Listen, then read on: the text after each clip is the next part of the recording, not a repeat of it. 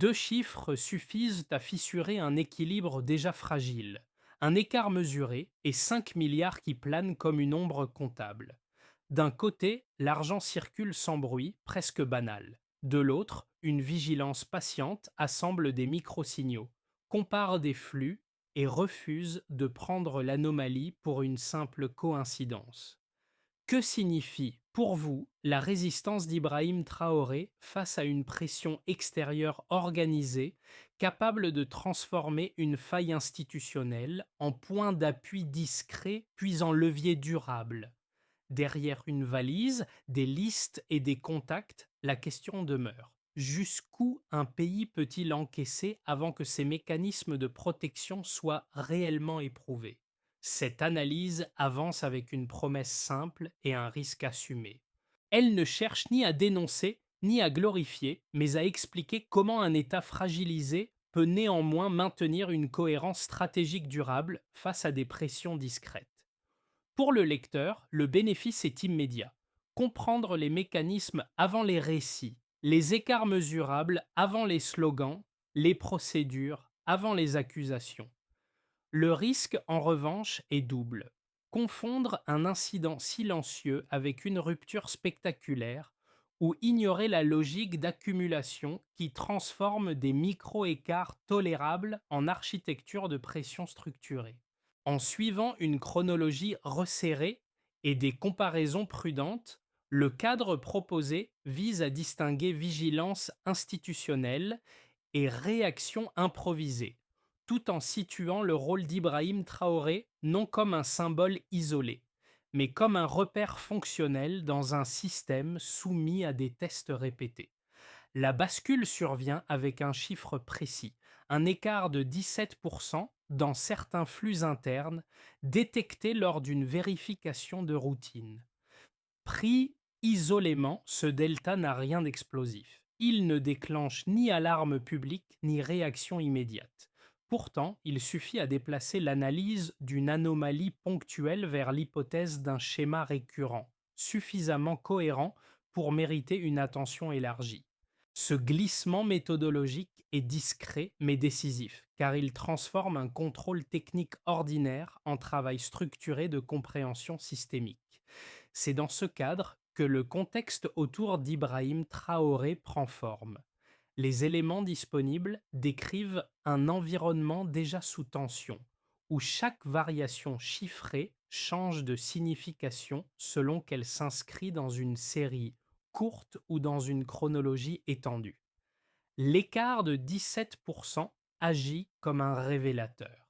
Il force les équipes à élargir la fenêtre temporelle, à comparer des périodes équivalentes et à distinguer des fluctuations normales de dérives persistantes.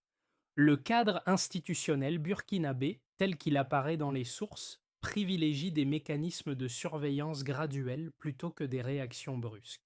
Les flux sont observés, classés, puis replacés dans des tableaux comparatifs afin d'identifier des tendances non découpables. Dans cet environnement, un individu étranger circulant entre sites civils et militaires sans justification administrative claire apparaît d'abord comme une curiosité. Pris seul, son comportement ne suffit pas à alerter. Placé en regard des variations détectées, il devient un point d'attention. La mini-révélation n'est donc pas l'existence d'une tentative manifeste, mais la convergence de signaux faibles. Documents évoquant des transferts, numéros étrangers récurrents, déplacements atypiques. Aucun élément ne prouve quoi que ce soit isolément. Leur assemblage, en revanche, dessine une architecture de pression méthodique, suffisamment structurée pour justifier une enquête interne élargie. C'est ici que la résistance d'Ibrahim Traoré prend une dimension fonctionnelle. Elle ne se manifeste ni par un discours, ni par une posture publique, mais par la continuité d'un dispositif qui refuse de traiter l'incident comme un accident isolé. La question posée en ouverture trouve alors un premier éclairage. Ce qui est testé n'est pas seulement un homme, mais la capacité d'un système à relier des écarts techniques à une lecture stratégique plus large. Le récit progresse à hauteur d'homme, sans figure héroïque ni posture spectaculaire. Un petit groupe d'officiers, chargé du suivi du visiteur étranger, sert de fil conducteur pour comprendre les premières inflexions de l'affaire. Leur rôle n'est ni politique ni interprétatif. Il était méthodique, observer, consigner, rapprocher. Cette position intermédiaire éclaire le processus car elle montre comment une vigilance discrète peut produire des effets concrets sans exposition publique. Le travail commence par des gestes simples. Les déplacements sont notés, les contacts recensés, les horaires comparés. Les outils restent classiques et autorisés. Consignation des trajets, vérification croisée, collecte matérielle limitée. Rien, à ce stade, ne justifie une action visible. Pourtant, l'accumulation crée un premier effet mesurable. Des observations dispersées deviennent des points de discussion exploitables pour la chaîne hiérarchique. Ce passage, souvent invisible, marque un seuil. Les faits cessent d'être anecdotiques pour entrer dans un cadre d'analyse partagée. Un second effet apparaît dans la coordination interne. Les unités concernées harmonisent leur lecture afin d'éviter des interprétations divergentes. Les écarts détectés dans les flux sont replacés dans une chronologie plus longue, puis comparés à des situations antérieures. Cette mise en perspective réduit le risque de surinterprétation tout en renforçant la cohérence des hypothèses de travail. Enfin, un effet plus discret s'impose. Le temps devient un outil. Plutôt que de précipiter une interpellation, les officiers adoptent une posture d'attente active. Ils testent la constance des comportements, évaluent la stabilité des signaux et élargissent le champ d'analyse sans exposer le dispositif. L'impact précoce est clair en peu de mots. L'observation ciblée infléchit le système sans provoquer de rupture. Avant le basculement, la situation paraît presque ordinaire. Un visiteur étranger circule entre des sites civils et militaires sans justification administrative pleinement établie, mais sans infraction visible non plus. Les allers-retours sont consignés, les contacts notés, puis classés parmi d'autres observations comparables. À ce stade, rien n'impose une lecture alarmiste.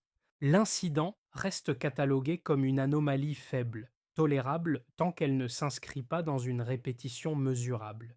Le dispositif fonctionne en mode observation, sans monter en intensité ni signal public. Après le premier recoupement, la posture change, les éléments commencent à se répondre. Les déplacements observés coïncident avec des références à des transferts mentionnés dans des documents saisis par ailleurs. Des numéros étrangers apparaissent de façon récurrente. Les horaires se superposent. Pris séparément, chaque signal demeure insuffisant. Ensemble, ils produisent une cohérence nouvelle qui modifie la lecture analytique. L'événement cesse d'être un fait isolé et entre dans une logique cumulative. Le seuil n'est pas spectaculaire, mais il est décisif. L'observation devient enquête. La montée en intensité reste progressive. Les officiers chargés du suivi simulent un intérêt mesuré pour les propositions du visiteur étranger. Il ne s'agit ni de piéger ni de provoquer, mais de comprendre. Les échanges sont laissés se dérouler afin d'identifier les relais, la constance du discours et l'étendue potentielle des contacts. Cette phase d'attente active transforme le temps en ressources. Chaque interaction ajoute une couche d'information, chaque répétition renforce ou affaiblit les hypothèses en cours. La présence d'Ibrahim Traoré, mentionnée dans certains documents comme un point de pression possible, reste en arrière-plan, non comme une cible immédiate, mais comme un repère stratégique autour duquel les tentatives observées semblent s'organiser. Le point culminant arrive avec la préparation de la rencontre du 8 novembre. À ce stade, l'objectif est clairement défini. Recueillir suffisamment d'éléments matériels pour autoriser une interpellation sans confrontation. La décision n'est pas prise dans l'urgence. Elle résulte d'une accumulation de validations internes, de vérifications croisées et d'une lecture partagée des risques. Lorsque l'interpellation a lieu, elle se déroule sans incident. Pas de fuite, pas de résistance. Les supports sont saisis, une valise, des enregistrements, des listes de contacts. Le moment clé n'est pas l'arrestation elle-même, mais le passage d'un suivi comportemental à une exploitation documentaire systématique. Les retombées commencent aussitôt. Les services qu'on est payé compétents analysent les supports, croisent les données et identifient des connexions avec plusieurs pays voisins ainsi qu'avec certaines structures européennes. Aucun élément ne permet de conclure définitivement. En revanche, le périmètre de l'affaire s'élargit. Ce qui était une séquence discrète devient un mécanisme nécessitant une lecture à moyen terme. L'incident ne se referme pas, il se transforme. Dans cette succession d'étapes, la dynamique est lisible. Activation par convergence de signaux, montée par accumulation contrôlée, puis retombée sous forme de reconfiguration analytique. Ce déroulé éclaire la manière dont une vigilance institutionnelle peut neutraliser une tentative sans la dramatiser, tout en renforçant ses propres capacités de lecture. Il replace aussi la résistance associée à Ibrahim Traoré dans une logique de continuité procédurale plutôt que d'affrontement visible, montrant comment un système absorbe une pression en modifiant ses seuils plutôt qu'en exposant ses lignes de fracture. La lecture quantitative commence par une ligne de référence considérée comme stable, puis par l'observation de ces écarts. À partir d'un régime jugé normal, un delta de 17% apparaît dans certains flux internes, suffisamment net pour rompre la continuité attendue, sans constituer à lui seul une preuve. Cette variation n'indique ni une cause ni une intention. Elle impose toutefois un changement de posture analytique. L'anomalie ne peut plus être traitée comme un bruit statistique isolé. Elle oblige à comparer des périodes équivalentes, à neutraliser les effets saisonniers et à tester la persistance de l'écart dans le temps. Un second indicateur éclaire la capacité de réponse du dispositif. Sur un an, les dépenses de sécurité augmentent de 28%, non comme un signal de militarisation soudaine, mais comme un recalibrage fonctionnel. Cette hausse correspond à des extensions logistiques, à des formations supplémentaires et à une consolidation d'outils de surveillance. L'intérêt de ce chiffre tient moins à son ampleur qu'à son effet structurel. Un système mieux doté détecte plus tôt, documente plus finement et relie plus facilement des signaux dispersés. Le lien n'est pas causal, il est contextuel. Il explique pourquoi l'observation prolongée décrite précédemment peut être maintenue sans rupture visible. Un troisième indicateur complète le tableau et en modifie la lecture. Depuis la fin de 2023, les aides conditionnées extérieures reculent de Canarnic de 45%. Ce delta inverse redéfinit l'environnement de contrainte. La contraction des apports dépendant de mécanismes externes réduit certaines marges de manœuvre, tout en renforçant l'importance des circuits internes. Dans cette configuration, la résilience institutionnelle repose davantage sur la cohérence des procédures que sur des soutiens exogènes. Le chiffre n'accuse pas, il contextualise. Lorsque les ressources extérieures se raréfient, les tentatives de pression cherchent plus facilement à exploiter des failles locales. Pris ensemble, ces trois deltas ne racontent pas l'affaire. Ils en dessinent et en quittent le terrain. L'écart de 17% agit comme déclencheur analytique. La hausse de 28% explique la capacité d'observation et de coordination. La baisse de 45% contextualise les tensions de fond. aucun indicateur ne prouve une intention. Leur combinaison, en revanche, justifie une lecture prudente mais élargie, attentive aux interactions entre contraintes financières, ajustements sécuritaires et stabilité des flux. C'est dans cet espace chiffré que la référence à Ibrahim Traoré prend un sens précis. Elle ne renvoie pas à une action mesurable, mais à une position dans le système. Les pressions évoquées dans les documents s'inscrivent à un moment où les deltas structurels redéfinissent les équilibres. La résistance observée n'est pas une réaction ponctuelle, elle correspond à la capacité d'un dispositif à absorber des variations sans rompre sa cohérence opérationnelle. L'apport principal de la preuve quantitative est donc méthodologique.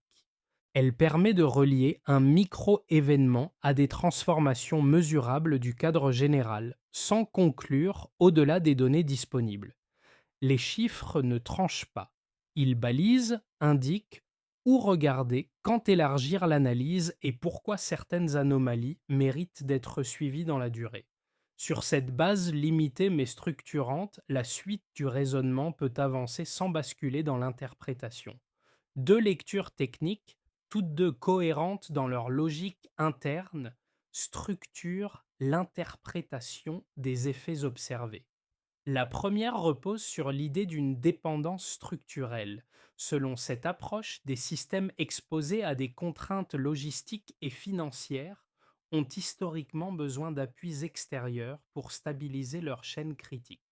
Dans ce cadre, la baisse de 45% des aides conditionnées est lue comme un facteur de tension majeur. Elle pourrait fragiliser la continuité de certains services, allonger les délais d'approvisionnement et accroître la sensibilité aux perturbations indirectes.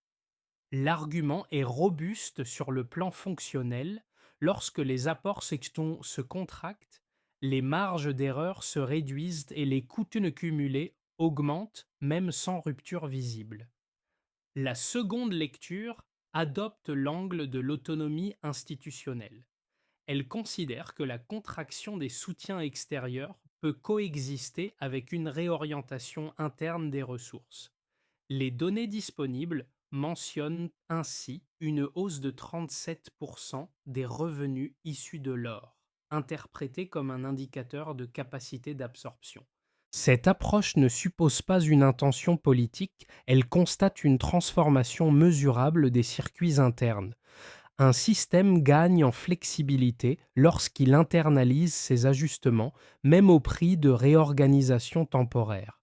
Dans cette logique, la vigilance accrue et la capacité à relier des signaux faibles deviennent des effets attendus d'un dispositif en recomposition. Ces deux thèses ne s'annulent pas. Elles traitent les mêmes chiffres avec des priorités différentes. La dépendance structurelle insiste sur les risques indirects et les délais cumulés. L'autonomie institutionnelle met en avant la plasticité organisationnelle et la redistribution interne. Les éléments chiffrés soutiennent partiellement les deux lectures. La hausse des dépenses de sécurité explique une capacité d'observation soutenue. La baisse des aides contextualise des contraintes persistantes. L'écart de 17% agit comme un déclencheur commun qui oblige à regarder au-delà d'un incident isolé. La mise à l'épreuve des données conduit donc à une conclusion prudente. Aucune lecture ne peut être invalidée sur la base des éléments disponibles. En revanche, leur confrontation éclaire le terrain réel de l'affaire, un environnement où ajustements internes et contraintes externes interagissent en permanence. C'est précisément dans cet espace que la référence à Ibrahim Traoré prend une valeur analytique. Elle ne tranche pas le débat. Elle sert de repère pour observer comment des pressions cherchent des points d'appui lorsque les équilibres évoluent. L'objectif du Stillman n'est pas de choisir un camp, mais de renforcer la solidité du raisonnement, en donnant à chaque thèse sa meilleure forme avant de les confronter. L'analyse évite les conclusions hâtives et maintient la discussion dans une zone vérifiable. La suite dépendra moins d'une interprétation que de la manière dont ces mécanismes continueront, ou non, à produire des deltas observables dans le temps. Le point d'inflexion réel apparaît lorsque l'analyse bascule du suivi comportemental vers l'exploitation systématique des supports et saisis. À partir de cet instant, les déplacements cessent d'être la source principale d'information. Ce sont désormais les correspondances, les listes de contacts et les corrélations de flux qui redessinent les hypothèses de travail, en élargissant le périmètre sans ajouter de faits spectaculaires. Cette transition modifie profondément la lecture du dossier. Les numéros associés à plusieurs pays voisins et à certaines structures européennes n'apportent aucune preuve définitive. En revanche, ils imposent une vérification élargie et une coordination renforcée. L'incident ne peut plus être contenu dans une logique individuelle. Il devient un cas d'école sur la manière dont des réseaux potentiels testent la perméabilité d'un système, sans chercher à se rendre immédiatement visible. C'est à ce moment précis que la position d'Ibrahim Traoré s'éclaire autrement. Elle n'apparaît plus comme un élément périphérique, mais comme un repère fonctionnel autour duquel les pressions cherchent à s'organiser. La résistance évoquée dans les documents ne prend pas la forme d'un affrontement direct. Elle se manifeste par la continuité des procédures, la rigueur analytique et le refus de conclure avant consolidation. Ce dévoilement central crée une nouvelle dette de curiosité. Si l'enjeu n'est plus l'individu, mais la structure qu'il révèle, alors la question change de nature. Quelles conséquences concrètes ce déplacement de focale entraîne-t-il pour les acteurs concernés au-delà du périmètre initial de l'enquête? Le déplacement de focale opéré après l'exploitation des supports saisis ne reste pas cantonné au périmètre de l'enquête. Il reconfigure l'environnement opérationnel de plusieurs catégories à cette d'acteurs, chacune exposée différemment aux ajustements induits. L'intérêt de cette lecture réside dans sa transversalité. Les effets observables ne relèvent pas d'une décision politique explicite, mais d'une adaptation systémique à une pression devenue plus lisible et mieux documentée. Pour les administrations publiques, la première conséquence est procédurale. Les contrôles, auparavant périodiques, tendent à devenir continus. Les flux sont suivis plus finement, les seuils d'alerte sont réévalués et les chaînes de validation s'allongent afin de réduire les angles morts. Cette vigilance accrue améliore la détection des anomalies, mais elle génère aussi des frictions temporaires. Les délais de traitement augmentent, la charge analytique s'alourdit et la coordination interservice ne devient plus exigeante. Dans ce cadre, la référence à Ibrahim Traoré agit comme un point de sensibilité. Elle rappelle que certaines positions concentrent les tentatives de pression lorsque les équilibres institutionnels évoluent. Pour les entreprises et acteurs économiques, l'impact est indirect mais tangible. Les ajustements de surveillance et les vérifications supplémentaires modifient la fluidité des échanges. Les partenaires réévaluent leur dépendance logistique et anticipent des effets en cascade liés à des procédures de conformité renforcées. Les coûts indirects peuvent augmenter lorsque des validations supplémentaires deviennent nécessaires. Sans rupture visible, l'environnement devient plus exigeant. Les structures les plus organisées absorbent ces contraintes. Les autres doivent s'adapter rapidement pour maintenir la continuité de leurs opérations. Pour les citoyens dans leurs usages quotidiens, les effets se manifestent surtout par la perception. L'intensification de la coordination institutionnelle peut se traduire par des contrôles plus fréquents, des ajustements ponctuels de services ou des variations de prix liées à des délais logistiques.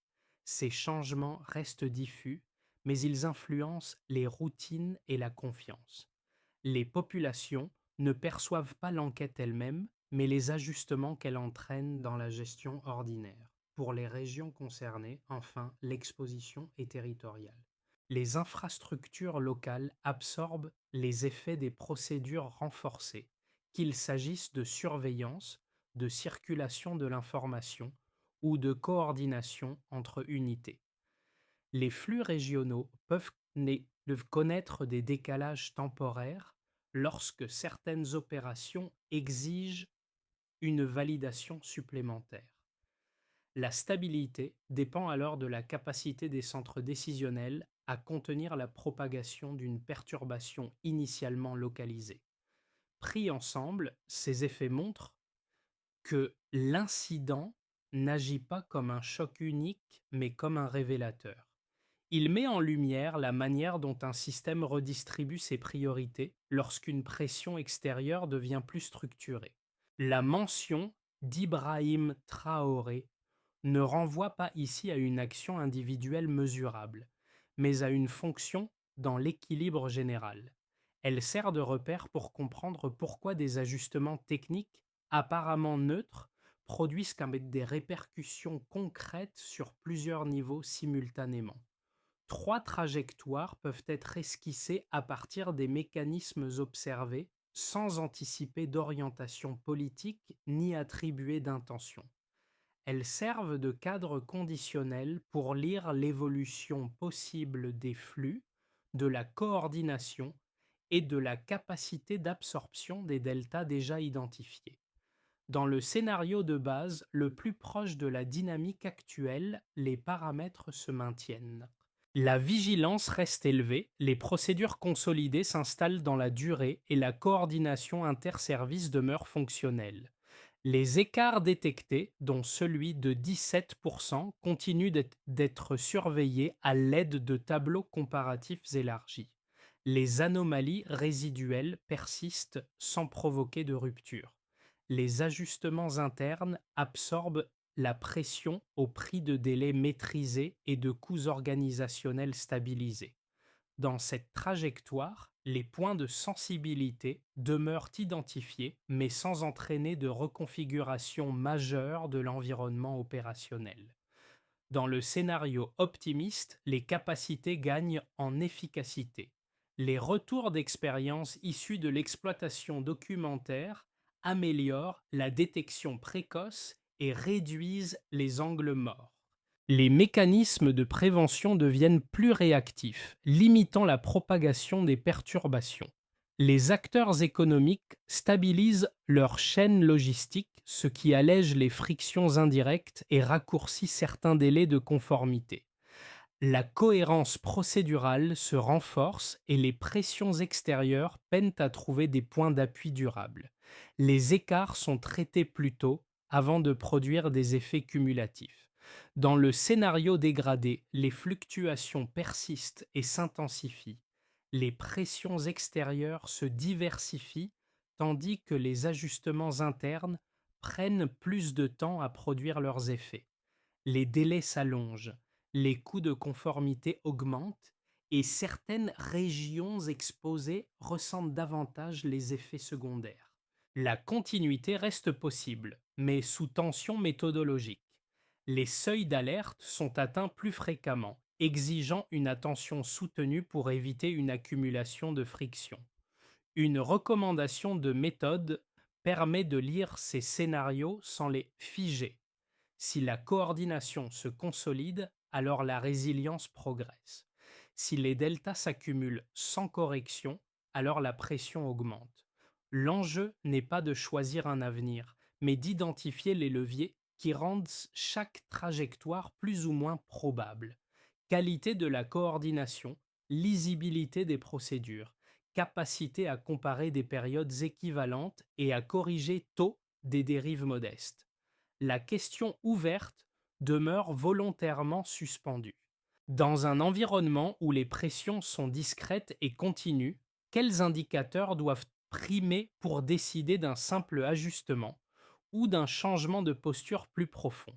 Les ajustements décrits ne produisent pas les mêmes effets pour tous. Leur impact se lie à travers des profils d'usagers et d'acteurs qui absorbent différemment les changements méthodologiques sans toujours les relier à l'incident initial.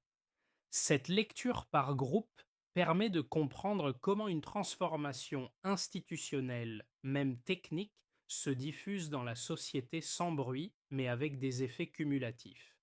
Pour les jeunes actifs et ceux en début de parcours, l'enjeu principal est l'adaptation. Les procédures renforcées modifient les rythmes de décision, la circulation de l'information et parfois l'accès à certaines opportunités professionnelles. Les compétences attendues évoluent vers davantage de rigueur documentaire, de coordination et de capacité à travailler dans des cadres plus normés. Ces ajustements restent peu visibles, mais ils influencent concrètement les trajectoires individuelles. Les comprendre permet de réduire l'incertitude et d'anticiper des normes de fonctionnement appelées à durer. Pour les ménages et communautés locales, l'impact est plus diffus. Il se manifeste par la stabilité ou au contraire par de légers décalages dans les conditions de vie quotidiennes. Des délais administratifs allongés, des variations de prix liées à des ajustements logistiques ou une présence institutionnelle plus perceptible peuvent modifier les routines sans provoquer de rupture. Ici, la confiance repose sur la continuité des services essentiels et sur la capacité du dispositif à absorber des pressions sans perturber l'accès aux biens courants. Pour les acteurs mobiles, la diaspora et les partenaires externes, la priorité concerne la fluidité des échanges. Les variations dans les flux d'informations et les exigences de conformité influencent la manière de maintenir des opérations stables à distance. Les ajustements temporaires exigent une lecture fine des nouvelles règles et une capacité à synchroniser des pratiques hétérogènes, souvent entre plusieurs juridictions. Pris ensemble, ces profils dessinent un paysage composite. Chacun perçoit les effets à son échelle, souvent sans lien direct avec les mécanismes de fond. Cette dissociation explique pourquoi la compréhension globale progresse lentement malgré des transformations réelles. Situer sa propre expérience dans ce cadre plus large permet au lecteur de dépasser l'impression d'isolement et de relier des changements quotidiens à des dynamiques structurelles plus vastes.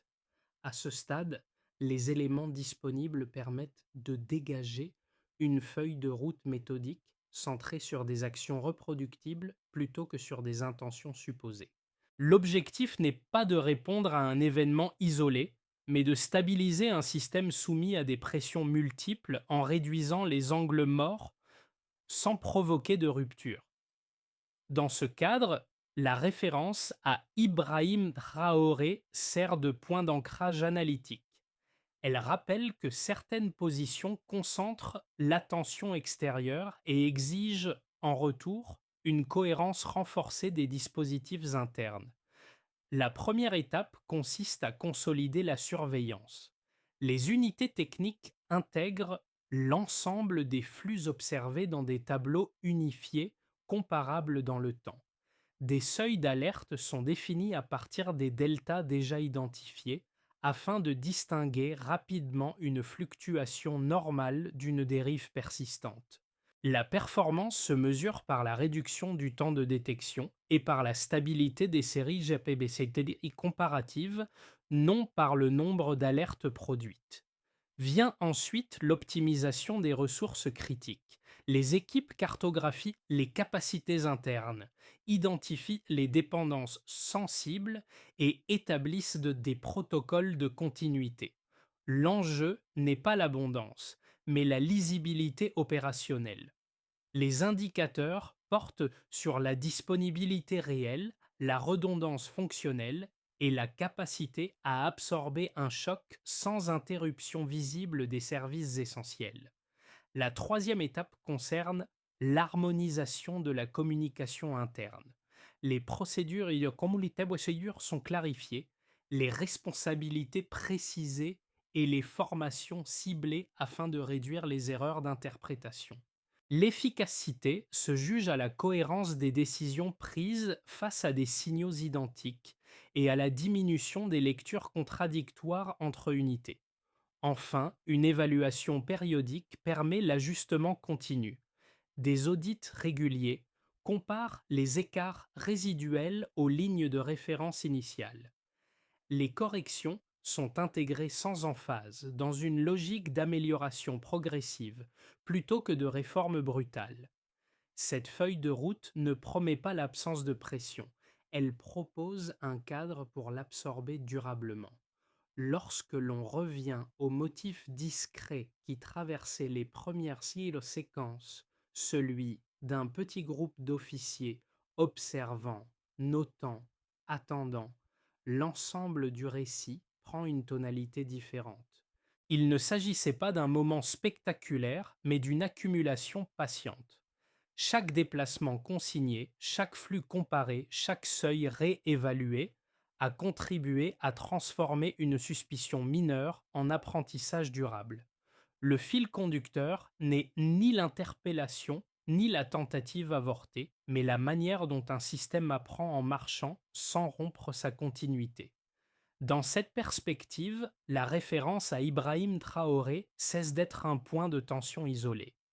Elle devient un symbole fonctionnel.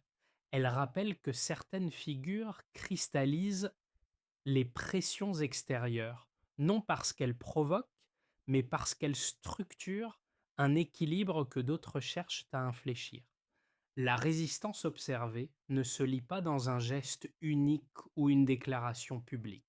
Elle s'inscrit dans la constance des procédures, la discipline analytique et le refus de céder à l'urgence interprétative. Le rappel essentiel tient en peu de mots. Ce sont rarement les chocs visibles qui font de la solidité d'un dispositif, mais la cohérence de ses micro-décisions. L'affaire décrite montre comment une vigilance sans emphase peut produire un effet profond en reconfigurant durablement la manière de lire les risques. Le véritable résultat n'est pas la neutralisation d'une pression ponctuelle, mais la maturité acquise pour reconnaître la suivante, plus tôt et avec moins de bruit. Au terme de ce parcours, il ne s'agit pas de refermer une affaire, mais d'ouvrir un espace de réflexion partagée. Les éléments présentés, chiffres limités, procédures décrites, enchaînement prudent, ne forment ni un verdict ni une accusation, ils dessinent un cadre. Ce cadre montre comment des systèmes réagissent lorsqu'ils sont soumis à des pressions discrètes, continues, parfois invisibles, et comment la compréhension progresse moins par révélation soudaine que par comparaison patiente et ajustement successif.